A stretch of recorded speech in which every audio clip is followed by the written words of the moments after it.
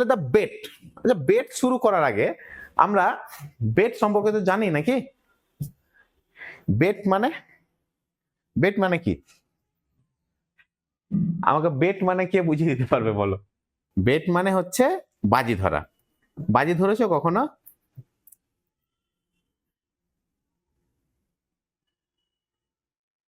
দাও লাগানো, বাজি ধরা, বাজি ধরেছো তো নাকি? বাজি খেলা, বাজি ধরেছো, তাই তো?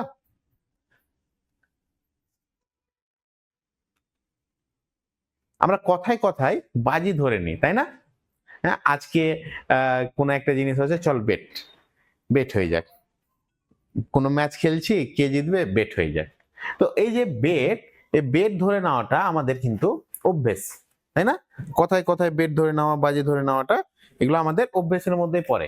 এবার দেখো, কখনো ভেবে দেখো এরকম একটা জায়গা যেখানে বেট ধরলে, চলো তাহলে এটা নিয়ে বেট খেলা যায়, বেট ধরতে গিয়ে তুমি ফেসে গেলে, তোমার সারাটা জীবন পরিবর্তন হয়ে গেল একটা সামান্য বেটের জন্য।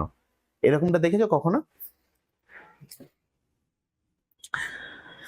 বাজি খেলতে গিয়ে যে একটা মানুষের জীবন পরিবর্তন হয়ে যেতে পারে, সাধারণ পরিবর্তন নয়, পুরোপুরি পরিবর্তন। মানে যেমন একটা কয়েনের দুটো পৃষ্ঠে হয়, দুটো পৃষ্ঠে যেমন একে অপরের সঙ্গে কোনো মিল থাকে না, সে একই রকম ভাবে একটা বেটের জন্য একটা মানুষের পুরো জীবন, শুধু একটা নয়, আমাদের পুরো গল্পটাই যেন বদলে গেল। আমরা এমন একটা গল্প আজকে পড়তে চলেছি, যে গল্পে আমরা দেখতে পাবো যে কিভাবে একটা বেট মানুষের জীবন নির্ধারণ করে দিচ্ছে, জীবন মরণ সবকিছুই। কিভাবে সেটা সম্ভব? আজকের ক্লাসে চলো আমরা সেটা নিয়ে আমরা আলোচনা করব।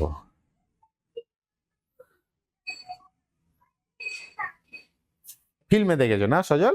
দিদিপ্রিয়া বাজি হলো ভালো রেজাল্ট করে, একদম বাজি নিজের সঙ্গে খেলতে হবে, যে আমি ভালো রেজাল্ট করবই, যাই হয়ে যাক না কেন আমি পড়াশোনাতে ফাঁকি দিব না, মানুষকে শেষ করে দেই।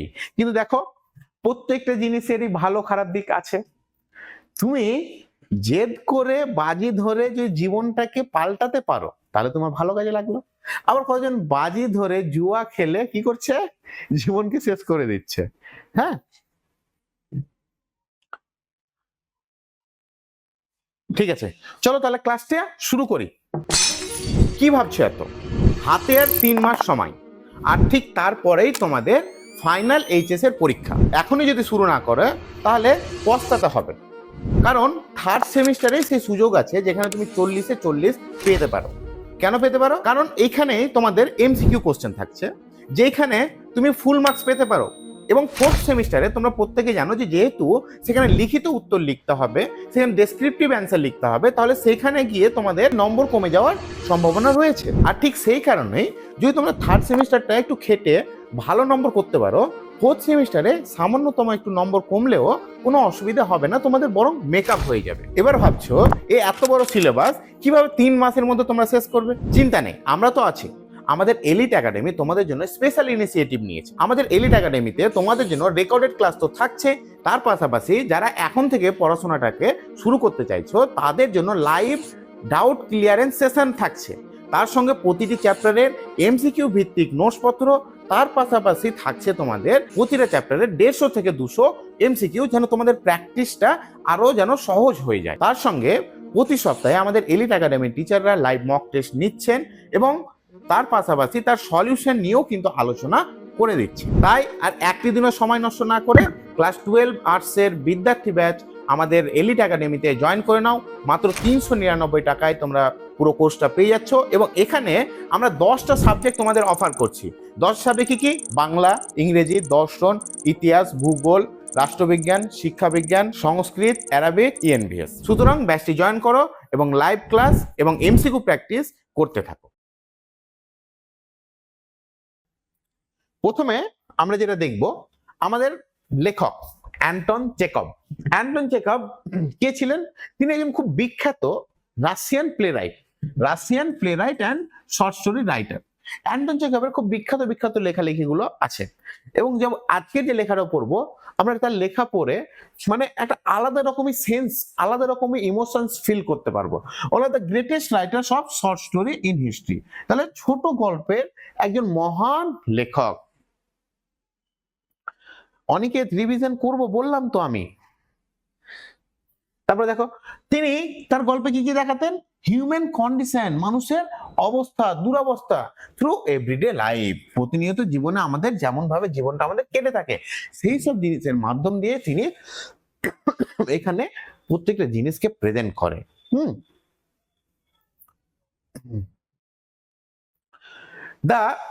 তার কিছু লেখা, বিখ্যাত লেখার মধ্যে the Cherry Orchard, Uncle Vanya and various short stories, তার বিখ্যাত যে ছোট গল্প আছে তাদের মধ্যে হলো এগুলো। আচ্ছা ঠিকই আছে, এবার তোমাদের গল্পটা বন্ধ করো, আমরা ক্লাস শুরু করে ফেলেছি, এবার তোমরা ক্লাসে মন দাও। হ্যাঁ, এবার সবাই ক্লাসে মন দাও। ক্লাসে যদি মন না দাও তাহলে কিন্তু দেখবে এই করতে করতে তোমাদের টাইম পেরিয়ে যাচ্ছে। ঠিক আছে, চলো তারপরে আমরা গল্পের শুরুতেই আমরা প্রথমে সেটিংটাই দেখব। এই গল্প তো রাশিয়া থেকে লেখা হয়েছে, একদম রাশিয়ান প্লে রাইট আমরা প্রথমে পড়লাম, একজন রাশিয়ান প্লে রাইট, রাশিয়ার লেখক, নাট্যকার, তাহলে রাশিয়ান নাট্যকার রাশিয়াতে বসেই লিখবেন। হ্যাঁ, তো ওইটাই হচ্ছে ব্যাপার যে একজন রাশিয়ান প্লে রাইট, তাহলে সেটিংটা কোথায়, কোথায় গল্পটা, কোথায় কোন জায়গাটা বেস করে গল্পটা লেখা হয়েছে, রাশিয়াকে বেস করে। Primary in a laws on the bankers property, ব্যাংকারের একজন ব্যাংকার আছে, ব্যাংকের একজন কর্মচারী, ম্যানেজার যাই বলবে না কেন, তো ব্যাংকের ম্যানেজার বা কর্মচারী যেটাই বলবে না কেন, তার বাড়ি লজ, তার বাড়িতে রাশিয়াতে এই গল্পটি লেখা হয়েছে, বেস করা হয়েছে। হ্যাঁ,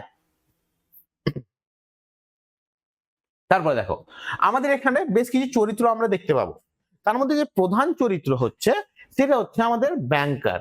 এবার ভাবো ব্যাংকের কর্মচারী, ব্যাংকের কর্মচারী স্বাভাবিকভাবে একজন ওয়েল এস্টাবলিশড, স্বাভাবিকভাবে ব্যাংকে যিনি কাজ করছেন তার বেতন, তার কাছে টাকা পয়সা অনেক বেশি, তাই না, বড় বড় লোকের কানেকশন অনেক বেশি, এবং যারা বড়লোক মানুষজন, এদের মতো রিচ ফ্যামিলির যারা বা নিজে যে বড়লোক হয়ে গেছে, এরা কিন্তু সাধারণ মানুষকে মানুষ বলে গণ্য করে না, সাধারণ মানুষকে তারা সেইভাবে আলাদা একটা চোখে দেখে, আলাদা একটা নজরে দেখে। তো সেই জিনিসটাই যে ব্যাংকার কেমন, ব্যাংকার ওয়েলদি, বিশাল টাকা পয়সা তার কাছে আছে, ইনিশিয়েট দ্য বেট, এবং এই যে দেখো তার কাছে টাকা আছে, তো টাকাটা তো দেখাতে হবে, তাই জন্য কি করছে সে বেটটা, হ্যাঁ একদম, যারা বড় লোক তাদের লোভ শেষ হয় না, তাই না, ওই রকমই যে একদম বেট শুরু করছে, চল আমি বেট খেলে নিলাম, আমার কাছে অনেক টাকা, আমার অসুবিধা নেই। তাহলে এই জিনিসগুলো স্টার্টস কনফিডেন্ট এন্ড ওয়েলদি, একদম কনফিডেন্ট, টাকা আছে তো, টাকা থাকলে সব হবে। হ্যাঁ, টাকা থাকলে সব হবে, আর বিশাল টাকা পয়সাওয়ালা, তাই জন্য তার টাকার আলাদা একটা রব আছে, টাকার আলাদা একটা গরম আছে। হ্যাঁ, তারপরে বিকামস ডেসপারেট, ব্যাংকার কেমন হয়ে যাচ্ছে, ডেসপারেট, ডেসপারেট মানে হতব্যস্ত হয়ে যাচ্ছে, willing to murder two preserve his Fortune. এবার কিছু মানে ভাবো, একটা ভেবে দেখো, মানুষ একটা মানুষকে হত্যা করার কথা কখন ভাবতে পারে? আমার মধ্যে থেকে যখন মানবিকতা শেষ হয়ে যাবে, চুরমার হয়ে যাবে, আমার মনের মধ্যে সামান্যতম মানুষ যখন আর বেঁচে নেই, তখন আমি কোন একটা মানুষকে হত্যা করার কথা ভাবতে পারি, তখন আমি অন্য কোনো লোকের ক্ষতি করার কথা ভাবতে পারি। আমি স্বার্থপরতার চরম সীমায় চলে গেলে, জীবনে চলতে গিয়ে প্রত্যেকেই স্বার্থপর, ঠিক আছে, স্বার্থপর হওয়া ভালো, কিন্তু আমি অন্যের ক্ষতি করে নিজের স্বার্থটা পূরণ করতে পারি না, সেটা তুমি মানুষের থেকে অনেকটা দূরে চলে যাবে যদি তুমি সেই জিনিসটা করো। মানে আমার ভালোর জন্য আমি অন্য কারো ক্ষতি করে দিব, এটা কখনো হয় না। এমন ভাবে জীবনে চলতে হবে আমাদের, এমন ভাবে আমাদেরকে সোসাইটিতে নিজেদেরকে এস্টাবলিশ করতে হবে যেন আমাদের নিজের স্বার্থটাও পূরণ হয়, আর অন্য কারোর জন্য আমি কোনো রকম ক্ষতিও না করি। তাহলে কিন্তু এখানে দেখো এই যে টাকা, টাকা মানুষের চোখে এমন কালো চশমা পরে রেখে দেয় যে তুমি ঠিক ভুল বিচার করতে পারো না, এই জিনিসটাই হয়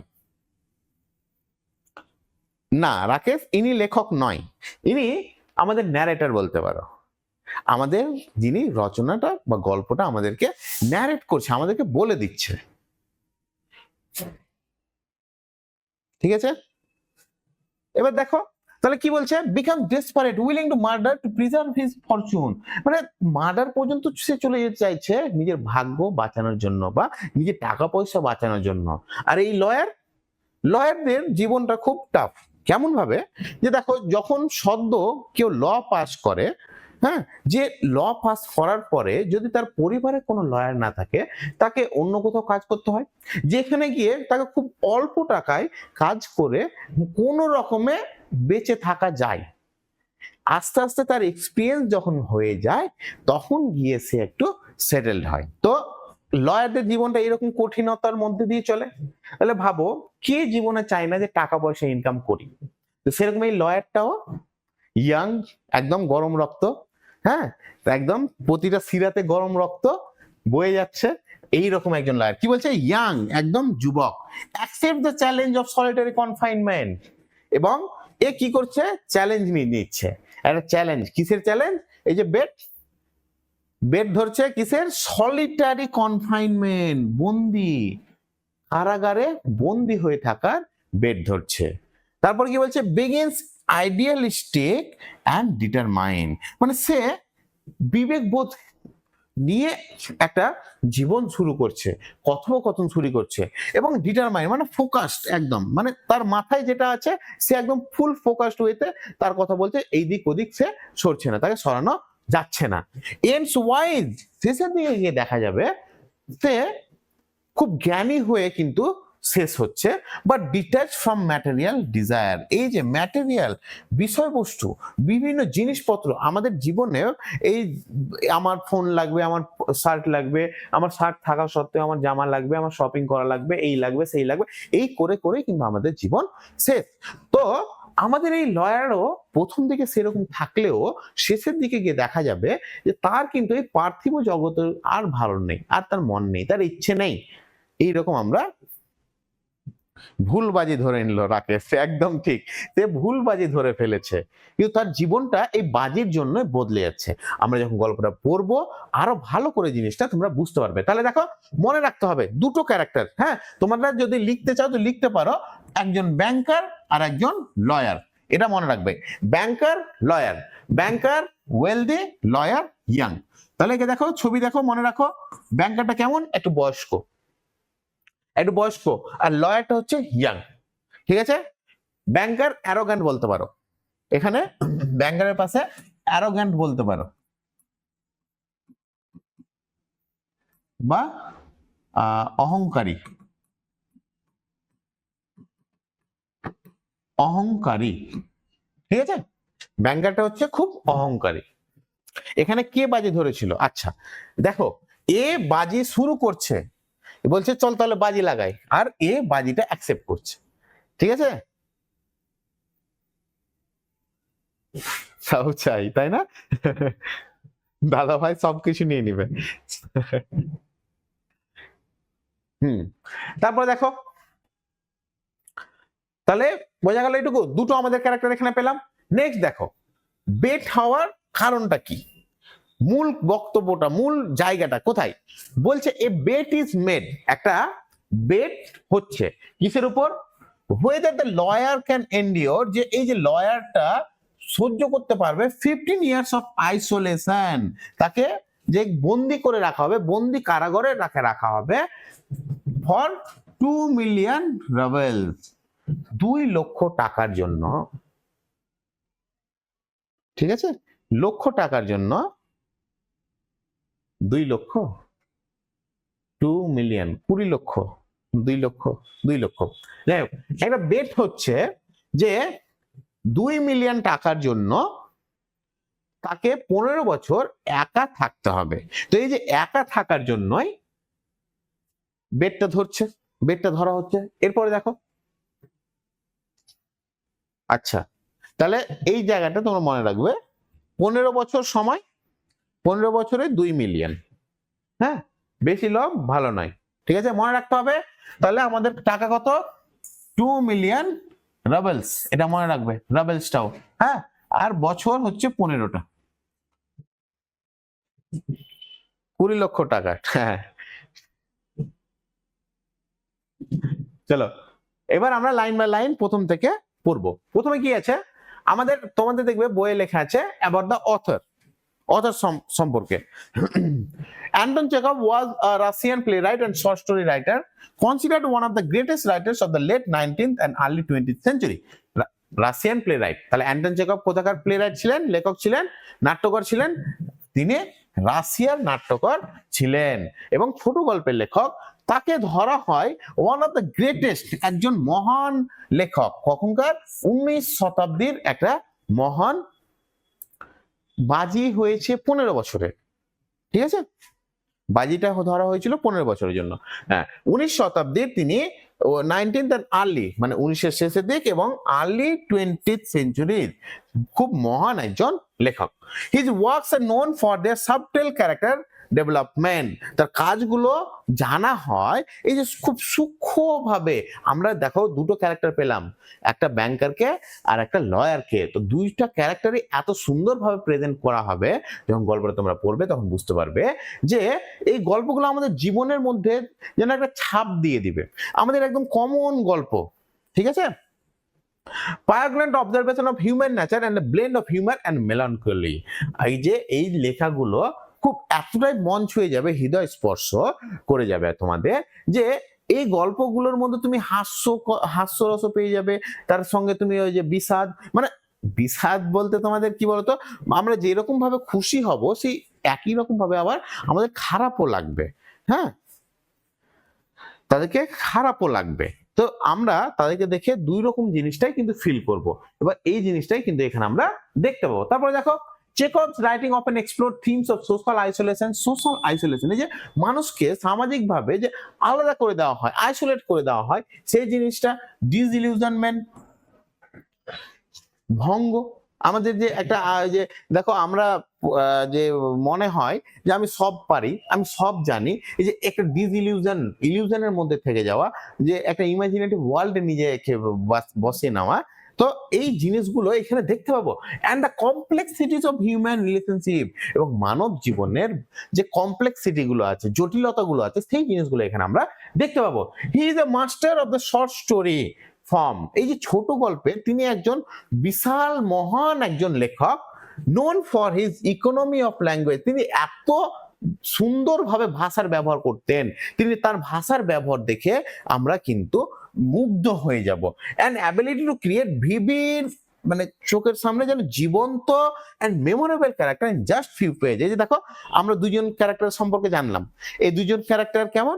এই দুইজন ক্যারেক্টার হচ্ছে একজন ব্যাংকার, একজন লয়ার। ব্যাংকারটা কেমন? একটু বয়স্ক। লয়ারটা কেমন?